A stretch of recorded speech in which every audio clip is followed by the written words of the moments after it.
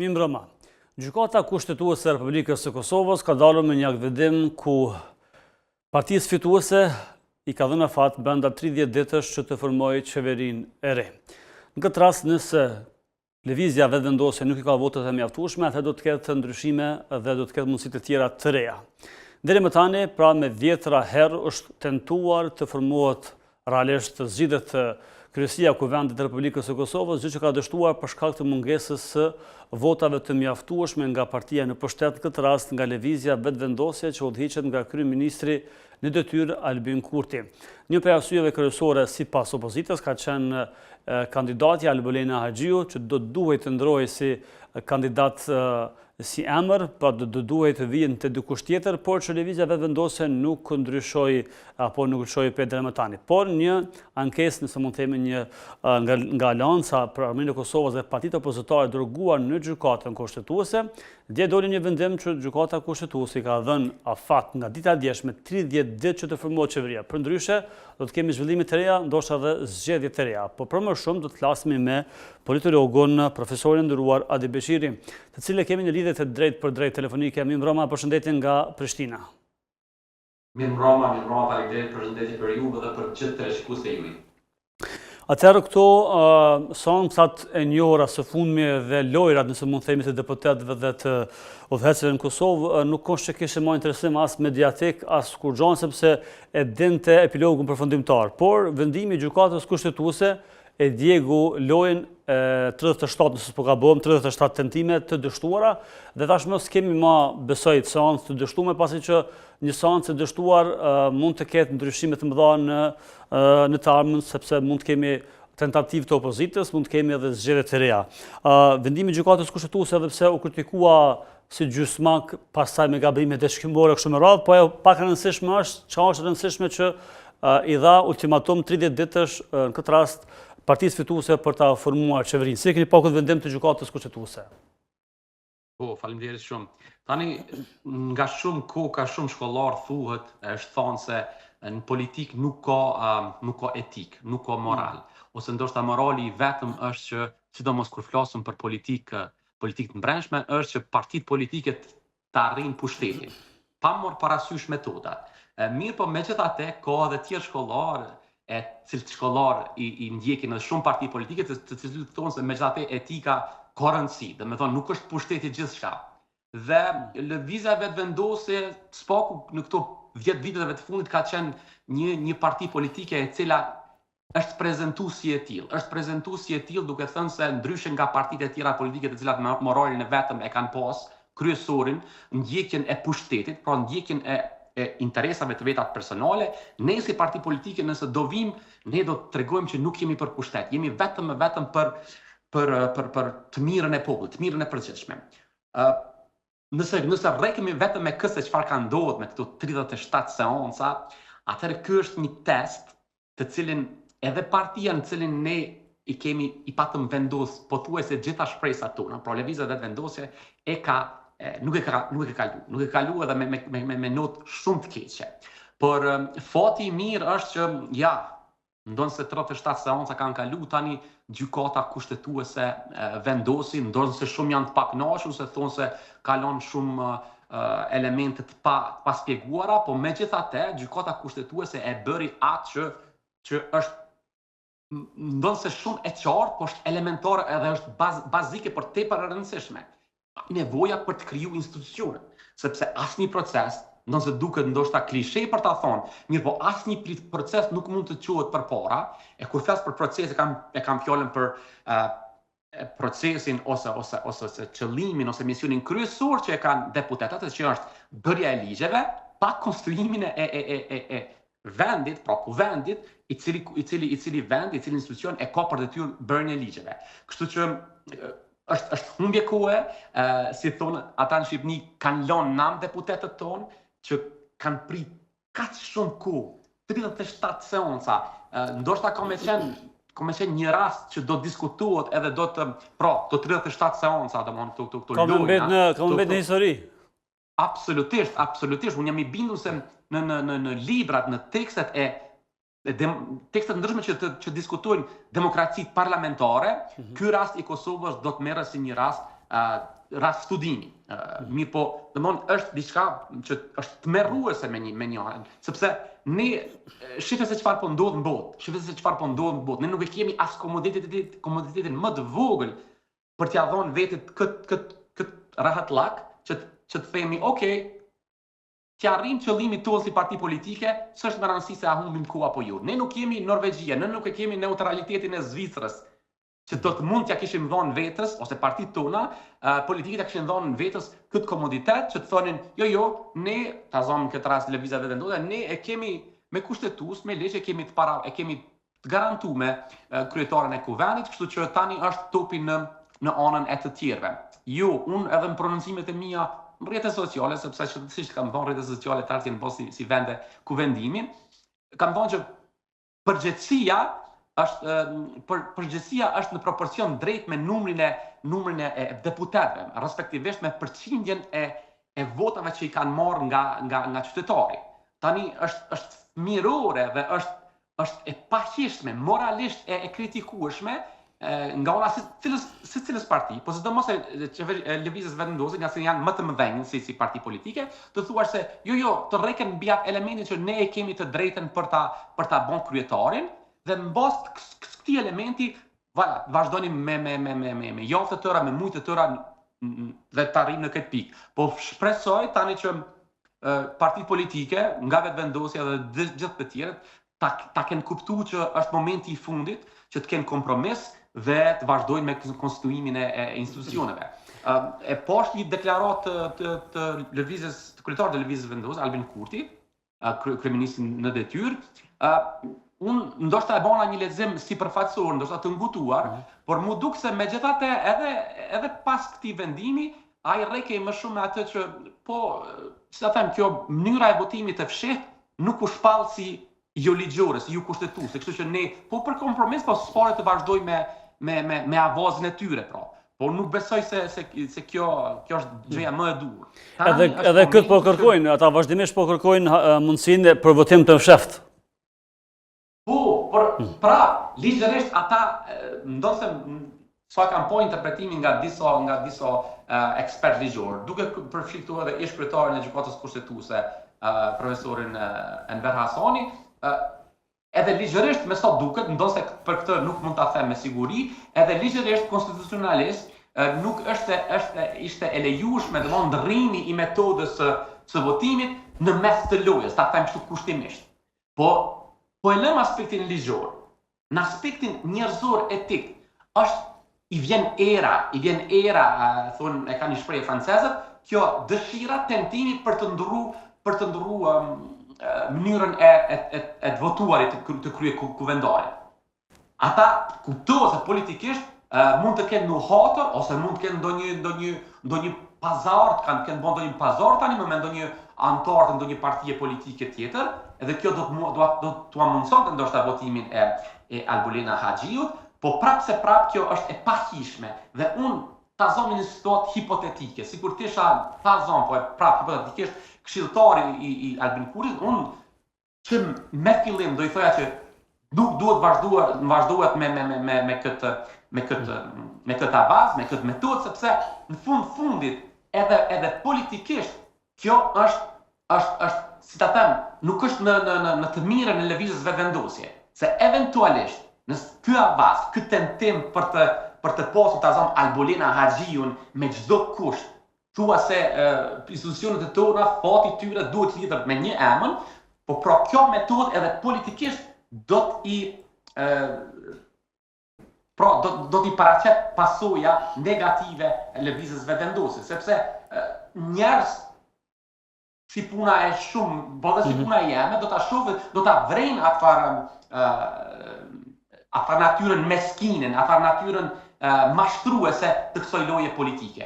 Unë në rastin, në vendin e lëvizjes vetëvendosje, për të tregu, për të mbajtur një lloj konsistence me atë kartën në bazë të cilës edhe ata kanë ardhur në pushtet, pra se ata nuk janë për pushtet, por janë për shtet, unë në momentin e parë kur e kam pa, ata e kanë pas rastin që Albulena Haxhiu, sepse nuk është me rëndësi se cili emër është, por në rastin nuk është Albulena Haxhiu, ose kushdo që këtë qenë dhe që nuk e kalon votimin, unë do e ndroja. Tani kuptohet që kundër argumenti i lëvizjes vetëvendosje është se këta të tjerët, opozitorët, nuk do e votojnë ashtu kështu, cilin ndoh kandidat që ne e japim, nuk do e votonin. Po prapë se prapë, me këtë potencë politik, vetëvendosja kishte me arrit, me u perceptu shumë pozitivisht, sepse në gjuhën figurative, gjuhën popullore, kalonte, pasonte topin partive tjera opozitore. Pastaj, do të ishte përgjithësi me llogarinë e atyre partive opozitore nëse do ta votonin një kandidat tjetër ose jo. Po shpresojmë që tani më do të mbledhin vend partitë politike edhe do të arrin që ose ta votojnë Albolena Haxhiun ose edhe ta zgjedhin edhe qoftë edhe në këtë metodën me votat fshirë, ndonse këtu nuk besoj se kjo do të procedohet. Po sidoqë të jetë, unë shpresoj që para 26 korrikut të kemi sfoku ta kalojmë këtë pragun e konstituimit të mirë fill të parlamentit. Kjo është primordiale, është alfa dhe omega e demokracisë, e parlamentarizmit. Domthonë nuk ka pas nevojë fare të shkohet me një kërkesë, me një ankesë pranë gjykatës për të ardhur deri tek vendimi i gjykatës kushtetuese. Pra gjykata kushtetuese një gjë ka sqaruar që ka një afat kohor për të formuar për të zgjedhur kryetari i komisionit të kësaj radhe.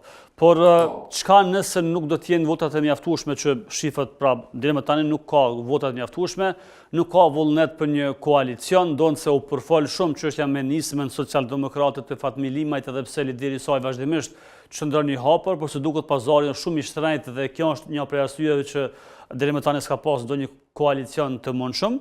Por votimi i fshehtë pra është një pikë pyetje, mbetet më pa qartësimi i saj dhe mundësia do të jetë ajo. Pra një çështje zgjidh me gjykatën kushtetuese, po jo edhe pasaj procedura të tjera. Do ta shohim një seancë ndoshta shumë konfuze, pa shumë zgjidhje tjera. Çka do të presim tash në vazhdim? Unë nuk besoj, mund të jem i gabuar në këtë rast, por nuk besoj se metoda e fshehtë do të procedojë dhe do të arrijë të aktualizohet, pra të realizohet. Por prapë se prapë, ndonse jam super skeptik se mund të ketë ndonjë marrëveshje, por në politikë nuk i dihet. Karrika është e ëmbël, shumë nga deputetët të cilët e kanë marrë mandatin, të cilët unë besoj se politikisht e meritokratisht, nëse mund ta them kështu, nuk e meritojnë që të jenë deputet, mund edhe në momentin e fundit që të ndrojnë mendimin dhe nga frika për të humbur mandatin e tyre, pra nga frika që shkuarjen e zgjedhjeve të parakoshme do të bënte që ata jo vetëm që ta humbin këtë mandat, por që të rrezikonin edhe fitimin e ndonjë mandati tjetër, sepse probabiliteti që ta fitonin do të ishte i vogël. Kjo mund bëj që eventualisht të kemi ndonjë lloj pazari, ta them, ndonjë lloj kontrabandimi të deputetëve dhe eventualisht të gjindej zgjidhja. Po në rastin më të keq, nëse e djegin këtë afat, ndonse faktikisht ky skenar, kjo se çka ka ndodhur, çfarë po ndodh tani më, është në tanësi është e pakrahasueshme me rastet e krizave politike që ka pas Kosova më herët, s'po jo të kësaj natyre, por në rastin më të keq, unë besoj se presidentja s'po nga ato pikat kryesore të funksionit të saj që i ka, do të mund të arrijë që edhe ligjërisht ta liroj rrugën që eventualisht nëse nuk ka krim të institucioneve. Deri më tani po duket e pafuqishme politikisht presidentja. Po, mirë po, e kam fjalën ta zonë nëse digjet ky afat prej 30 ditësh, por nëse arrin 26 parafasisht 26 korrikun dhe ende nuk e kemi nuk i kemi institucione të krijuara, paramendoj nuk e kemi ende as krye kuvendarin, atëherë ndonse është situatë goxha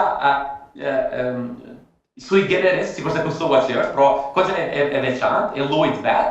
Unë besoj se në atë moment do t'i gjej rrugët ligjore, rrugët kushtetuese në kuptimin legal fjalës, presidenti dhe do të arrijë ta bëj, po e them kushtimisht, shpërndarjen e parlamentit dhe thirrjen për zgjedhjet parakoshme, sepse do ishte vetvrasje ose humbje jashtëzakonisht e madhe, gjë që edhe tani më është që ne të vazhdonim pafundësisht pa institucione. Nuk e kemi komentetin, edhe duhet sa më shpejt. 26 është momenti i fundit. S'ka institucione, duhet ndërhy gjithsesi presidentja dhe Pra, me një farë forme, vendimi apo akt vendimi i gjykatës kushtetuese nuk ka bërë zgjidhje përfundimtare. Ka bërë një afat kohor, por që më mendodh edhe shumë llogara të tjera nëse s'ka ndonjë koalicion, nëse s'ka ndonjë zgjidhje mes partive opozitare.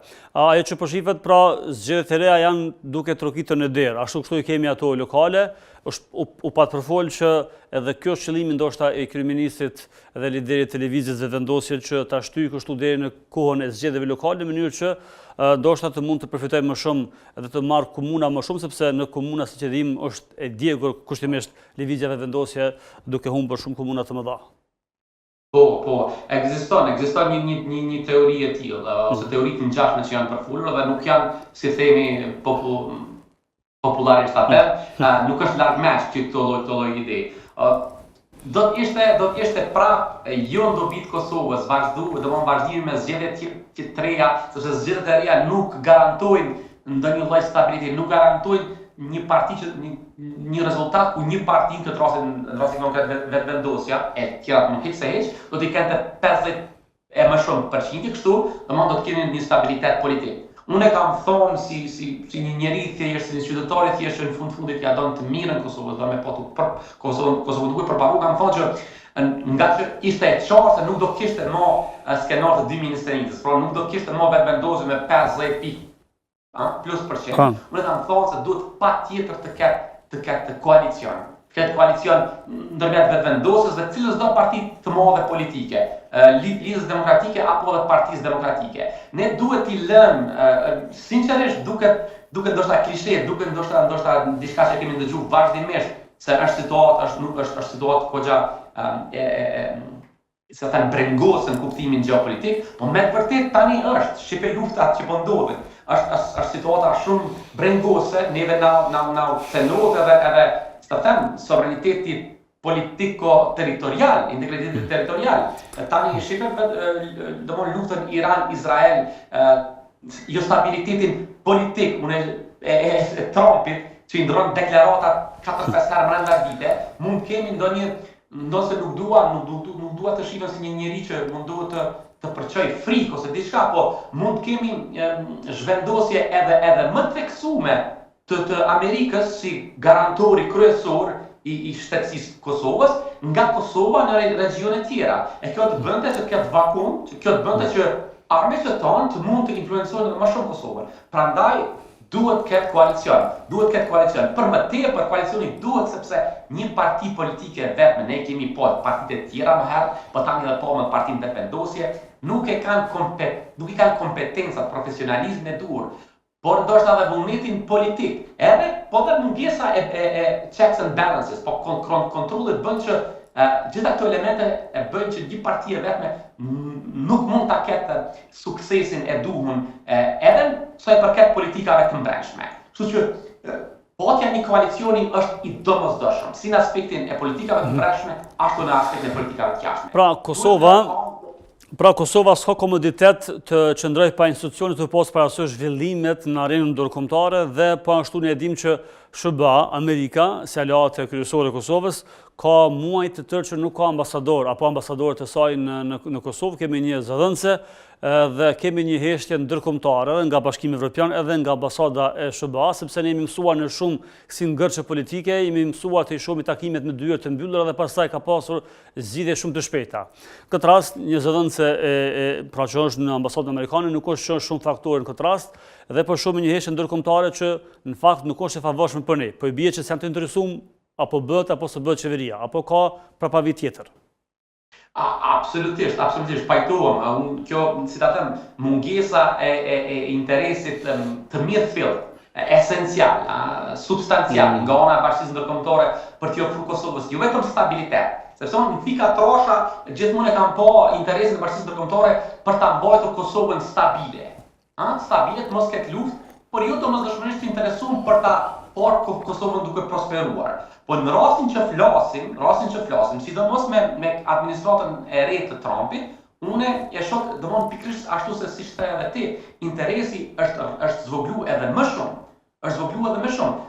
Ndoshta ky interes që ka ekzistuar, ndonse jo në mosën e duhur, siç e shoh unë, pa të bërë më herët që partitë politike me një farë mënyre në ndjenjën e tyre të ekzistonte ajo ideja që Okej, nëse kemi ne ndonjë mosmarrëveshje në ndonjë ngërsh politik, gjithmonë të huaj Quinti do të intervenojë dhe zgjidhja do të bëhej. Po tani, siç po e themi, tani ky interesim ose ky vullnet i Quintit, po e quaj kështu kushtimisht, për të ofruar një zgjidhje po mungon për arsye të ndryshme. Unë shoh arsyen kryesore që ka të bëjnë me interesat e këtyre fuqive të mëdha. Me dy luftrat, s'poku një luftë që ka qenë e hapun prej tani më janë 3 vite e kusur në Ukrainë, po tani edhe lindja e mesme. Kështu që gjitha resurset, gjitha burimet, qoftë njerëzore, financiare të tjera janë të fokusuara në këto probleme. Nuk jemi më ne në qendër të vëmendjes. Prandaj ne duhet t'i kthehemi vetvetes dhe të themi që duhet me gjithë ndasitë politike, pra më duhet ta them e ta rrithem se ne duhet nuk e kemi komoditetin as Zvicrës, as Norvegjisë, por as edhe ta zëm një shteti tjetër që është shumë ai do ta zëm po Kroacisë që të bëjmë këto lloj lojrash politike, këto lloj maskarolloqesh politike faktikisht, këto lloj cirkusesh politike, për çka? Sepse u zgjedh një Albulen ose një Adnan ose një tjetër si krye kuvendor, absolutisht. Por ajo që është besoj ndoshta e rëndësishme që presidenti Trump në samitin e NATO-s në Hag e përmendi çështjen e Serbisë dhe të Kosovës, pra pas një periudhe gjatë që nuk ka përmend emra të tillë, pra e përmendi çështjen e Serbisë dhe të Kosovës që ndoshta mund ta kuptojmë që dha sinjale se do të kthehet në anën tjetër të Ballkanit për të bërë zgjidhje. Për çfarë bëhet fjalë, ndoshta mund të diskutojmë pastaj më gjatë. Po, unë absolutisht uroj që Shtetet Bashkuara të Amerikës, edhe Bashkimi Evropian, po ne kemi shpresë tek Shtetet Bashkuara të Amerikës të kthehen Kosovë dhe një herë për gjithmonë ta mbyllin kapitullin përfundimtar, por të domosdoshëm të shtetësisë Kosovës. Sepse siç e dimë, nëse mund ta bëjmë një parantezë vogël, që nga vitet 90-ta derisa po flasëm, historia, tregimi i vetëm tregim suksesi për Shtetet Bashkuara të Amerikës dhe për Bashkinë Ndërkombëtare, po mendoj për perëndimin, suksesi i vetëm është Kosova, nuk është as Iraku, as Libia, as Afganistani dhe përmendi cilën do rast tjetër, është Kosova. Prandaj unë mendoj se edhe është në interesin e tyre, do duhet të ishte spaku, që këtë success story, këtë story suksesin ta përmbyllin njëre përfundimit. Pra unë do të doja, por kjo se çfarë do të doja edhe se çfarë mendoj në të vërtetë se do të bëj, është kodate. Unë jam shumë skeptik për Trumpin. Trumpi shife e përmendi Kosovën, po Trumpi nuk e njeh historinë. Trumpi nuk është studiues i marrëdhënieve ndërkombëtare, as nuk është studiues i shkencave politike. Ai edhe në referenca që i bënte ndaj Kosovës, ai bënte disa gabime domon bazike, po tepër të rëndësishme. Thoshte e kam ndalë luftën ndërmjet Kosovës dhe Serbisë. Dikush mund të thotë, po kjo është vetëm një huqje lapsus lingua, gjuhësore. Jo, unë nuk besoj se është gjuhësore. Kjo tregon për interesin edhe për atë se sa din ai për Kosovën, edhe ajo se sa din dhe se sa interes ka për Kosovën, bën edhe se çfarë politika ai do ndërmerr rreth Kosovës. Prandaj, domon kjo është vetëm një element që mban mua me mendu që duhet të jemi skeptik. Nuk është do të ishte shumë utopike të mendonim se Trumpi ka përmend Kosovën në një tweet, ose Trumpi ka përmendur Kosovën tash në NATO, dhe kjo tregon, por nuk do të përktheja këtë si një tregim për rinteresim të Shtetet Bashkuara për Kosovën. Unë uroj që ky të jetë, por unë dyshoj. Për më tepër dihet, Trumpi e kanë thonë, Trumpi është në gjuhën tonë kosovare, është tugjar. Ai mendon se me tregti e me ekonomi çdo gjë zgjidhet. Shife edhe marrëveshjen e 2020-s. Asnjë përmendje e aspekteve politike të çështjeve ndërmjet Kosovës dhe Serbisë. Ai fol për ekonomi, fol për tregti, fol për hekurudha, e kuptohet, sepse ishte një ndër arsyet kryesore të kësaj marrëveshje dhe fol për njëjtjen e Izraelit dhe vendosjen e ambasadës në Jeruzalem. Gjithashtu avancimin e disa projekte që kanë bëjnë me gay dhe të tjera, e po ashtu dhe shpallën si terroriste të Hezbollah dhe proksive të ndryshme të Iranit, të cilat janë drejt për drejt të lidhura me interesin e Izraelit. Pra, unë jam skeptik dhe duke pas parasysh pra këto dezorientime, pra këto tërheqje të vëmendjes prej Kosovës në vatra tjera krizash, si për çdo politikan, për çdo deputet, për çdo njëri figurë politike në Kosovë do ishte një këmban që bie që të vazhdoj me institucione dhe të vazhdoj me një lloj uniteti për që çon në solidifikimin e shtetit tonë ashtu kështu të breshtë të Kosovës. Bashkimi Evropian tha që do të largojmë sanksionet e cilat i kemi që sa vite për shkak të mosdakordimit Kurti BE, por tha pasi të formohen institucione dhe kështu me radhë. Pra kemi disa sankcione të cilat qeveria apo kryeministri në detyrë nuk po i merr edhe shumë të rëndësishme, ndonë se këto po na kushtojnë pra miliona, mos them miliarda për shkak se shumë investime kanë mbetur të bllokuara për shkak të këtyre sanksioneve. Pra mosformimi i qeverisë apo institucioneve në Kosovë, përveç efekteve tjera ka edhe çështje e rëndësishme në aspektin ekonomik dhe sanksionet nga Bashkimi Evropian. Në këtë rast, raportet e kryeministrit në këtë mandat të parë ose të dytë po e themi duke llogaritur edhe Kurti 1, me faktorë ndërkombëtar nuk ishin edhe shumë të kënaqshme nëse mund themi, ndoshta është kryeministri i parë në Kosovë që ka pasur më së paku vizita në arenën ndërkombëtare dhe nuk është përçuar mesazh të paktën që ka marrëdhënie të mira me faktorën ndërkombëtar për shkak zhvillimeve në veri dhe disa vendimeve që i ka pas. Çka nëse do ta kemi një qeveri Kurti 3, si do të jenë raportet me BE-n dhe SHBA-n dhe a do të kemi besim në Bashkimin Evropian që do të na largoj sanksionet dhe do të ta marrë Kosovën pak më seriozisht, sepse dim që loja e BE-s shpesh ka ditë më na lën anash për shkak të Serbisë. Pra një gabim i Serbisë ka qenë shumë i vogël për BE-n, ndërkaq një gjysmë gabimi i Kosovës, kushtimisht pra është bërë mediatike dhe është dashur të kemi takimin në Bruksel për të biseduar për diçka shumë thelbësore ose shumë dytësore sa përket zhvillimeve që ka mund ndodhë qoftë me postën në veri apo diçka të tillë. Po, shiko, kur të flasim për BE-n, shpesh herë ne ndërne e mendojmë BE-n si një trup unik, i cili flet një zëri dhe gjitha vendimet bën në mënyrë racionale dhe të gjithë anëtarët e BE-s pajtohen dhe kjo na bën neve pastaj të mendojmë dhe të themi po pse nuk po vendosin kaq lehtë edhe për neve. Domthonë e kuptoj faktin se nuk ka një trajtshmëri dhe ka probleme edhe vetë BE-ja. Por në të njëjtën kohë duhet patjetër ta them atë se çfarë është nga plot nga ne, nga plot ekspertë shkollor, BE-ja është dyftyrshë, përdor double standards, standarde dyfishta varësisht për asaj se me cilin shtet ose me cilin territor ose me cilat grupe ajo është duke u përballë. Rasti i Kosovës për shkak të disa veprimeve të shtetit Kosovës, të cilat veprime mëtonin për ta shtrirë sovranitetin dhe ligjshmërinë në shtetin e Kosovës, bën që BE-ja të shef ato veprime si gjoja veprime të cilat e eskalojnë situatin, e ndezin sa them konfliktet ndëretnike dhe për pasojë vendosi këto sanksionet të Kosovës.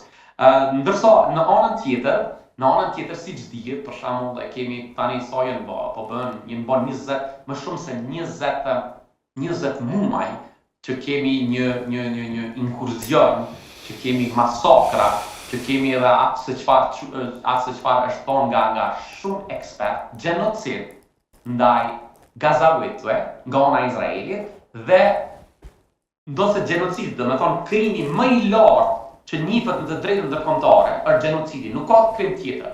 Domthonë kemi rastin kur një shtet, një aparat, nuk po flas për popullin e Izraelit, por kur një aparat shtetëror i këtij shteti është ndërmerr gjenocid dhe BE-ja vetëm kohëve të fundit ka filluar me disa fjalë duke thënë se ndoshta ne do të mendojmë, do ta marrim si opsion vendosjen e disa sanksioneve. Po sanksione fare hiç. Domethënë BE-ja duhet të kjo se BE-ja është absolutisht hipokrite sa i përket Kosovës.